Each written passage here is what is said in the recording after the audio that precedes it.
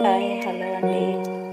నేను ఈరోజు రెసిపీ గులాబ్ జామున్ చేశాను. ఇప్పుడు అందరూ ఈ గులాబ్ జాము షుగర్తో కాకుండా బెల్లంతో చేస్తున్నారు కదా.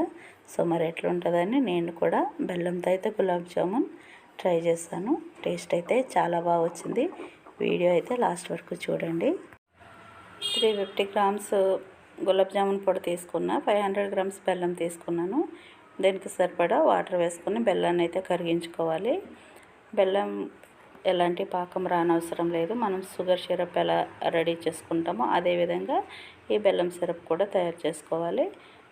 మంచిగా బెల్లం అంతా కరిగిపోయి ఈ సిరప్ కొద్దిగా థిక్గా అయితే సరిపోతుందన్నమాట. ఈ విధంగా దీన్ని ఒక 10 మినిట్స్ బాయిల్ అవనివ్వాలి. ఇట్లా బాయిల్ అయిన దాంట్లోకి కొద్దిగా ఇలాచీ పౌడర్ వేసుకోవాలి. ఇంకొక 5 మినిట్స్ దీన్ని బాయిల్ అవనివ్వాలి. తర్వాత దీంట్లోకి కొద్దిగా డ్రై ఫ్రూట్ పౌడర్ వేసుకోవాలి. నేనైతే ఎప్పుడు గులాబ్ జామ్ చేసినా అట్లా వేస్తాను, ఎందుకంటే అక్కడక్కడ అది టేస్టీగా అనిపిస్తుంది అనేసి తినేటప్పుడు. సో ఈ విధంగా వేసుకొని ఇది ఇంకా స్టవ్ ఆపేసుకోవాలి. ఇప్పుడు పిండి తీసుకొని పాలు వేసుకొని కలుపుకోవాలి. ఈ ప్రాసెస్ అంతా మీకు తెలుసు కదా ఎలా కలుపుకోవాలని.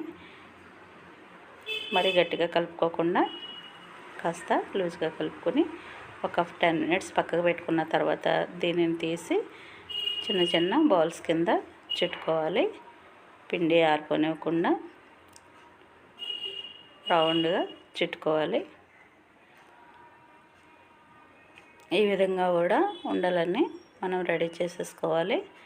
ఒకవేళ పిండి ఆరిపోతుంది అనుకుంటే మనం దీనిపైన ఒక తడి క్లాత్ కప్పుకొని ఉంచుకోవచ్చు. ఈ విధంగా అన్నీ ప్రిపేర్ చేసుకోవాలి. చూస్తారు కదా నాకు ఎన్ని గులాబ్ జాములు అయితే వచ్చాయి. ఇప్పుడు డీప్ ఫ్రైకి సరిపడా ఆయిల్ పెట్టుకున్నాను నేను ముందుగానే. ఆయిల్ మరీ ఎక్కువ హీట్ ఉండకూడదు, అలాగని తక్కువ హీట్ ఉండకూడదు, మీడియంగా ఉండాలి. స్టవ్ ఫ్లేమ్ కూడా మీడియంలో పెట్టుకోవాలి. ఈ విధంగా గులాబ్ జాములు అన్నీ కూడా వేసుకొని కొన్ని వేసుకొని చక్కగా గోల్డెన్ బ్రౌన్ కలర్ వచ్చే వరకు ఫ్రై చేసేసుకోవాలి. మధ్య మధ్యలో కలుపుకుంటూ ఉంటే అన్నీ ఈవెన్గా ఫ్రై అవుతాయి. ఇలా తక్కువ మంటలో పెట్టి ఫ్రై చేసుకోవడం వలన లోపల వరకు కూడా గులాబ్ జాములు మంచిగా ఫ్రై అవుతాయి. ఇంక ఇవి తీసేసి డైరెక్ట్ పాకంలో వేసేసుకోవాలి. అంతే 1 అవర్ అట్లా వదిలేస్తే మనకి చక్కగా పాకం అంతా పీల్చుకొని గులాబ్ జాములు అయితే మంచిగా రెడీ అయిపోతాయి. మిగిలిన ఉండలు కూడా ఈ విధంగా ఫ్రై చేసేసి అందులోకి వేసేసుకోవాలి.